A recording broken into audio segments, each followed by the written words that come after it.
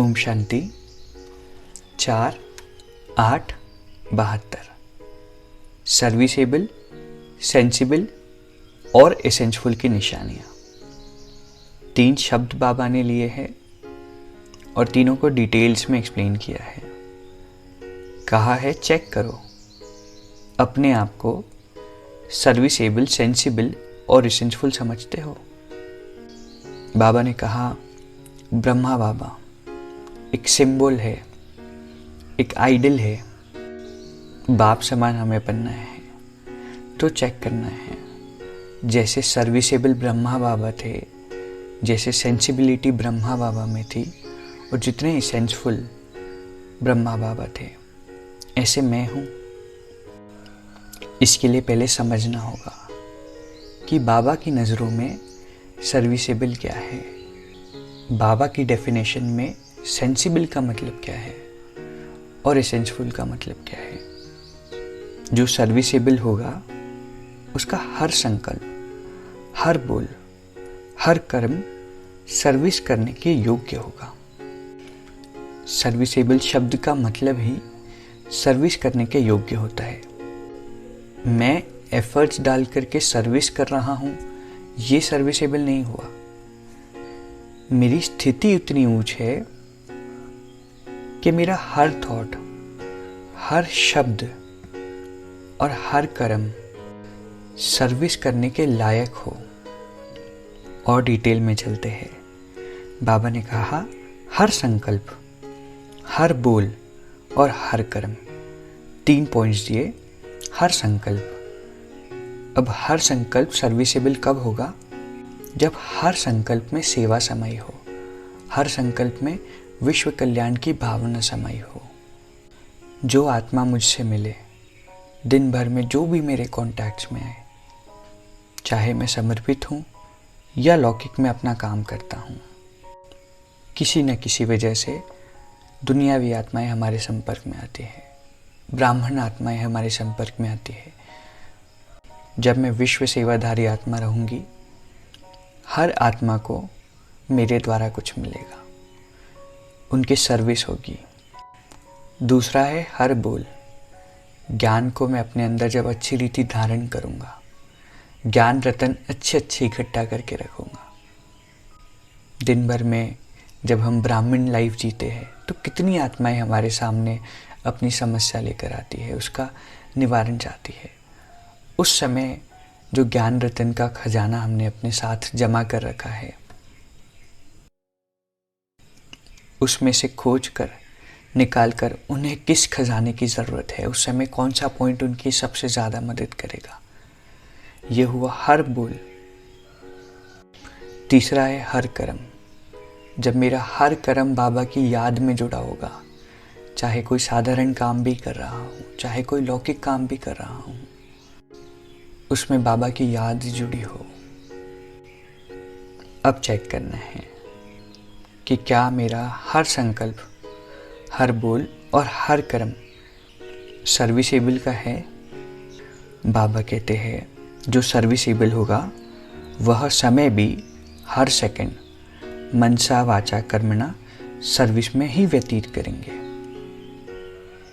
जैसे जो स्थूल व्यापार करने वाले होते हैं तो ऑटोमेटिकली क्या होता है, उनके संकल्प, कर्म भी उसी प्रमाण व्यापार के लिए, प्रॉफिट के लिए चलते रहते हैं। और ना ही केवल संकल्प, स्वप्न भी उनको वही दिखेंगे, अपने धंधे से रिलेटेड, प्रॉफिट से रिलेटेड। ऐसे ही जो बच्चे सर्विसेबल होंगे, ना केवल उनके संकल्प पर उनके स्वप्न में भी सेवा समाई होगी। ये हुआ सर्विसेबल। आते हैं सेंसिबल पे। सेंसिबल माना समझदार। जो सेंसिबल होते हैं वो हर डिसीजन सोच समझ कर लेते हैं। उसका पास्ट देखेंगे, प्रेजेंट देखेंगे, फ्यूचर देखेंगे, फिर फैसला लेंगे। ऐसे ही बाबा कहते हैं सेंसिबल माना जो त्रिकालदर्शी आत्मा है। त्रिकालदर्शी माना जो तीनों कालों को देख करके, बाबा ने हमें नॉलेज दी है, तीनों कालों की नॉलेज दी है। अभी कौन सा समय चल रहा है, पास्ट क्या था और फ्यूचर क्या होने वाला है। सिर्फ प्रेजेंट के बेसिस पर डिसीजन हम नहीं लेंगे। सिर्फ वर्तमान समय के महत्व को समझ लिया, इसको भी संपूर्ण नहीं कहा जाएगा। जैसे जब हम ज्ञान मार्ग में चलते हैं तो प्रेजेंट में समस्याएं आती हैं, झगड़े होते नजर आते हैं। कई आत्माएं हमारी धारणाओं से, हमारे रोज रोज ज्ञान को फॉलो करने से परेशान हो जाती हैं। अगर सिर्फ वर्तमान समय को समझेंगे तो यथार्थ निर्णय नहीं कर पाएंगे। भल झगड़े हो रहे हैं, भल परेशानी हो रही है, लेकिन बाबा की ये धारणाएं उनके साथ हमारा अकाउंट क्लियर करने के निमित्त बन रही है। धारणाओं की वजह से अकाउंट्स इजीली क्लियर होने लगते हैं, क्योंकि इस समय को बाबा की मदद का वरदान है। ऐसे ही किसी भी बात में अगर सिर्फ हम प्रेजेंट को समझे, प्रेजेंट में विघ्न आ रहे हैं, प्रेजेंट में वो नाराज़ हो जाएंगे, तो ये समझदार तो हम बने, लेकिन हद के, क्योंकि सिर्फ प्रेजेंट के समझदार बने। हमें तीनों कालों को देखना है। यज्ञ की शुरुआत में दादियों ने, वरिष्ठ भाइयों ने सिर्फ प्रेजेंट को नहीं देखा कि प्रेजेंट में समस्याएं उत्पन्न हो रही है। तीनों कालों को समझा कि ये कौन सा समय है, हमारा कर्तव्य फ्यूचर के लिए क्या है। तीनों कालों को समझने की वजह से उनके अंदर शक्ति आ गई। ऐसे ही जब हम त्रिकालदर्शी सीट पर सेट हो जाएंगे और फिर इस विश्व ड्रामा को देखेंगे, अपने पाठ को साक्षी होकर के देखेंगे। भल इस समय परेशानियां हैं, भल इस समय कोई समस्या उत्पन्न हो सकती है, लेकिन ये ना सिर्फ हमारे लिए, लेकिन हमारे कांटेक्ट में आने वाली अज्ञानी आत्माओं के लिए भी कल्याणकारी है कि हम धारणाओं पर चले। बाबा कहते, जो भी कार्य में कोई असफलता होती वह व्यर्थ हो जाता। इसका कारण ही यह है कि तीनों कालों को सामने रखते हुए कार्य नहीं करते, इतनी बेहद की समझ धारण नहीं की है।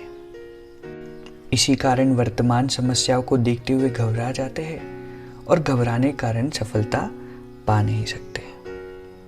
जो सेंसिबल होगा वह बेहद को समझकर वह त्रिकालदर्शी बन हर कर्म करेगा, वह हर बोल बोलेगा। जब हम सेंसिबल बन जाते हैं, समय भी अपना व्यर्थ नहीं गवाते, क्योंकि समय को समझते हैं, क्योंकि भविष्य को समझते हैं कि अगर इस समय प्रेजेंट में मैंने समय व्यर्थ गवाया तो इसका भविष्य पर क्या इम्पैक्ट होगा।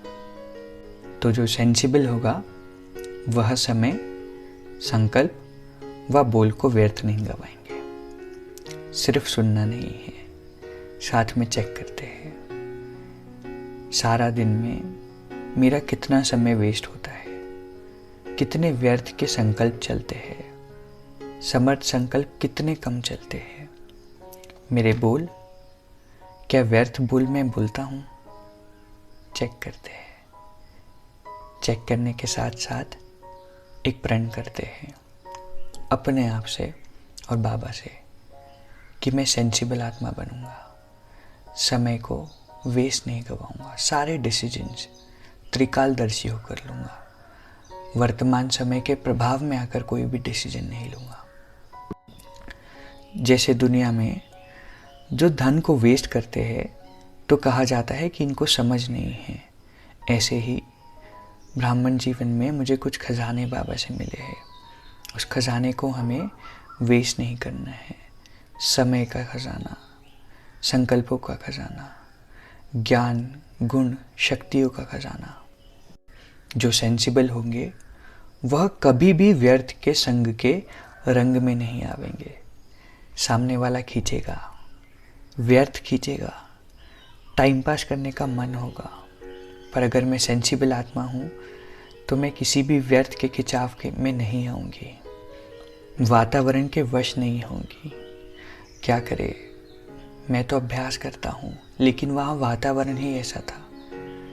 मेरी अपनी स्वस्थिति इतनी शक्तिशाली हो कि वातावरण के व्यर्थ का प्रभाव मेरे मन पर नहीं हो, मुझे खींच ना सके।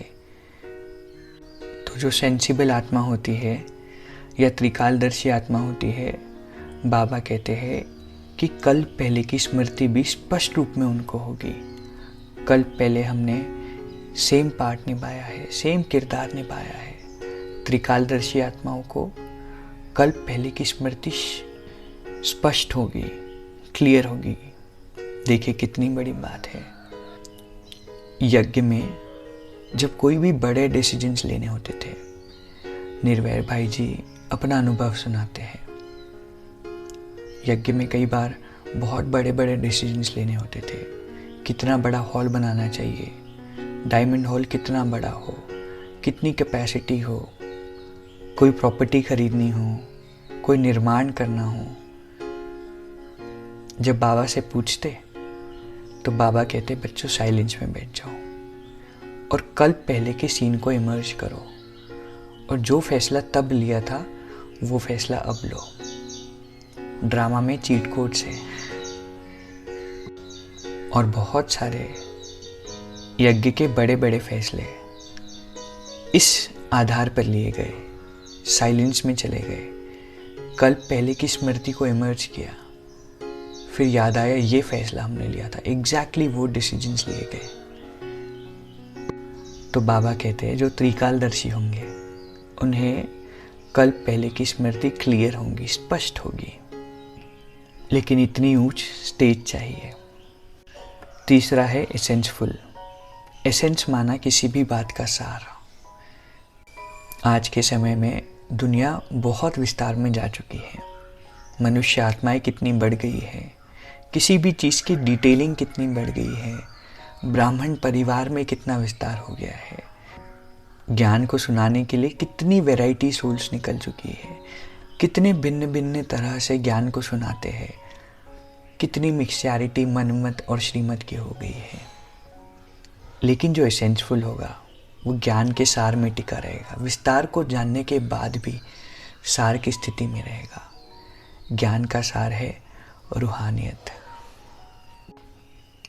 पक्की आत्मिक स्थिति। तो जो बच्चे एसेंसफुल हो गए उनके अंदर से रूहानियत की खुशबू आएगी। खुशबू अर्थात रूहानियत से जो सर्व शक्तियाँ हमें मिलती है वो नेचुरली उसके अंदर होगी। तो अगर मेरे अंदर शक्तियाँ हैं, किसी भी परिस्थिति में मैं घबराती नहीं हूँ, माना मैं एसेंसफुल स्टेज में हूँ। रूहानियत की ऐसी शक्तियाँ होगी जिसे अपनी ओर औरों को सहज आकर्षित करेंगे। जैसे परफ्यूम होता है, परफ्यूम किसी ने लगाया तो चारों ओर आत्माओं को आकर्षण होता है, कितनी अच्छी स्मेल है। इसी प्रकार कैसी भी आत्माएं एसेंसफुल के सामने जब आएगी तो उन्हें भी रूहानियत के ऊपर की, माना रूहानियत की आकर्षण होगी।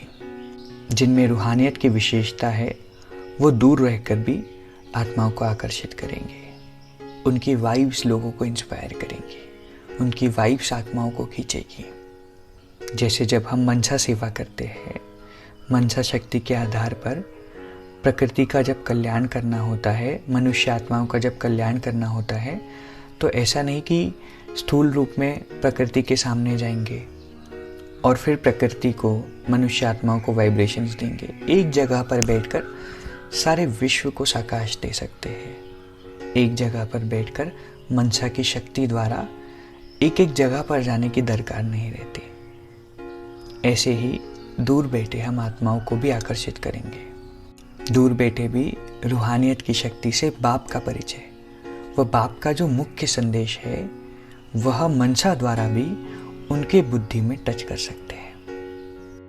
विश्व की इतनी पॉपुलेशन है, अंत में हर आत्मा कहेगी मेरा बाबा। अब हर आत्मा तक बाबा का संदेश पहुंचाना वाचा द्वारा पॉसिबल नहीं है। दुनिया में बहुत विस्तार है, तो हर आत्मा तक बाबा का मैसेज जो पहुंचने का साधन है वह मनसा की शक्ति है। जैसे बाबा भक्तों की भावना सूक्ष्म रीति से पूर्ण करते हैं, वाणी द्वारा उसके सामने जाकर नहीं करते, ऐसे ही हम आत्माएं बाबा का परिचय सूक्ष्म रीति करेंगे। बाबा कहते हैं अंत के समय आप देखेंगे कि कैसे आत्माएं बाप के परिचय रूपी अंजलि लेने के लिए तड़प रही है और तड़पती हुई आत्माओं को बुद्धि द्वारा व सूक्ष्म शक्ति द्वारा ना देखते हुए भी ऐसा अनुभव करेंगे जैसे दिखाई दे रहे हैं। अंत के समय में जब इतनी परेशानियां होगी, इतने सीन्स होंगे, विनाशकारी सीन्स होंगे, तब प्रैक्टिकली जा कर के उनके सामने जा कर के उनको ज्ञान सुना पाना, या जब साइंस के साधन काम करना बंद कर देंगे, जब मोबाइल इंटरनेट आदि काम नहीं करेंगे, तब संदेश हम उनको कैसे दे पाएंगे? अपनी सूक्ष्म शक्तियों द्वारा, अपनी बुद्धि द्वारा। ऐसा लगेगा जैसे वो आत्मा मेरे सामने खड़ी है और उनको संदेश मिलेगा। बाबा का एक एक वाक्य अब तक सिद्ध होता आया है। ऐसे ही बाबा नहीं कह देते, ये भी प्रैक्टिकली होगा। लेकिन हमारी मनसा जब पावरफुल हो, जब बातों के बहुत विस्तार में हम ना जाए, विस्तार को जानते हुए भी सार रूप हमारी स्थिति हो, एसेंसफुल हो। कई बार हमें किसी भी बात के विस्तार में जाने की आदत होती है। जो सीन चल रहे हैं, प्रेजेंट सीन्स चल रहे हैं, समस्याओं के सीन्स चल रहे हैं, विश्व की क्या हालत है, उसके विस्तार में चले जाएंगे। कोई कुछ गलत कर रहा है दुनिया के लिए, देश के लिए, उसके विस्तार में चले जाएंगे। लेकिन जो सेंसिबल आत्मा होगी वो यहाँ रहते हुए भी जैसे यहाँ से न्यारी है, बहुत ज़्यादा दुनियावी बातों में, दुनिया की न्यूज़ में, चर्चा में, डिस्कशन में, गॉसिप में नेचुरल उनका इंटरेस्ट होगा ही नहीं। सार रूप में समाये होंगे, एसेंसफुल होंगे। ऐसी आत्माएं अंत में इस तरह की सेवा कर पाएगी। हर आत्मा नहीं कर पाएगी। चेक करना है, मैं एसेंसफुल हूँ, और अगर नहीं हूँ तो संकल्प करना है। तो अंत में जब ऐसा प्रभाव फैलेगा तो आत्माएं ढूंढेंगी, क्योंकि उन्हें आकर्षण होगा कि कोई है जो शक्तियाँ भेज रहा है, कोई है जो मदद कर रहा है, और एक सेकंड के दर्शन करने के लिए तड़पेगी। जो आत्माएं हमारे भक्त है वो हमारे दर्शन से सैटिस्फाई होगी, बाबा के साक्षात्कार से सैटिस्फाई नहीं होगी। वो हमारी भक्त है। बाबा ने बताया है अंत में साक्षात्कार का पाठ फिर चलेगा, जैसे आदि में आत्माओं को साक्षात्कार हुए, पर उस समय साक्षात्कार हुए जो आत्माएं ज्ञान में थी। अब जो साक्षात्कार होंगे वो अज्ञानी आत्माओं को होंगे। उस समय जो साक्षात्कार हुए वो चित्रों के हुए, चित्र उन्हें दिखाई दिए। लेकिन अब जो साक्षात्कार होंगे वो हमारे चरित्र के होंगे। जितना बाबा का ज्ञान प्रैक्टिकल हमने अपने चरित्र में उतारा है, जितना योग का अभ्यास किया है, उस आधार पर, हमारी सच्चाई के आधार पर, मेहनत के आधार पर हमारे साक्षात्कार होंगे। और यही साक्षात्कार आधार बनेंगे द्वापर में हमारी पूजा करने के। जो भक्त यहाँ से हमारे साक्षात्कार करके जाएंगे, हमारे चरित्रों का साक्षात्कार करके जाएंगे, उसी आधार पर वहाँ पे वो मूर्तियाँ बनाएंगे, उसी आधार पर वह शास्त्र लिखेंगे। तो बाबा चाहते हैं कि ये तीनों ही डेफिनेशन जो बाबा ने आज समझाई, उसे ब्रह्मा बाबा को अपने सामने रख चेक करना है, परसेंटेज चेक करना है कि कितना परसेंट मैं ब्रह्मा बाबा की तरह बन गया, कितना परसेंट सर्विसेबल, कितना परसेंट एसेंसफुल और कितना परसेंट सेंसिबल। तो आइए